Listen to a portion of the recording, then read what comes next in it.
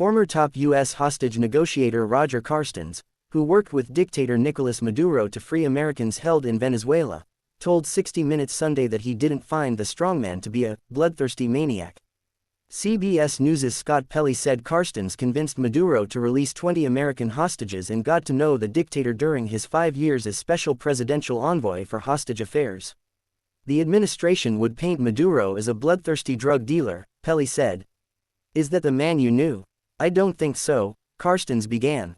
On one way I could say I'm not naive to the crimes that were committed by the regime writ large. And if you are the president of a country, you, of course, have responsibility for what's happening in your government. Carstens continued, on the flip side, I would say that being the person in the room with President Maduro, my job was to get Americans back, and that's best done by building a very human relationship. And in doing so, I didn't find him to be a bloodthirsty maniac. I found him to be a practical person. Someone who wanted to find ways to solve the problems that were faced by his country. Carstens said he wasn't particularly surprised when he heard Maduro had been captured by U.S. forces. In a way I wasn't shocked, Carstens said.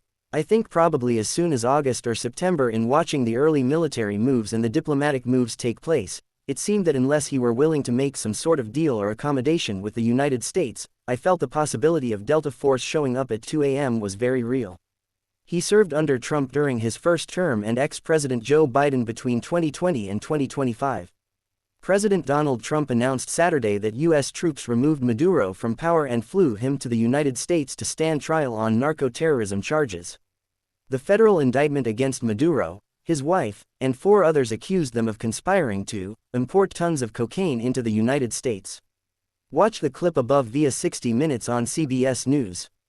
The post-U.S. hostage negotiator who worked closely with Maduro tells 60 Minutes he didn't find him a bloodthirsty maniac, first appeared on Mediaite.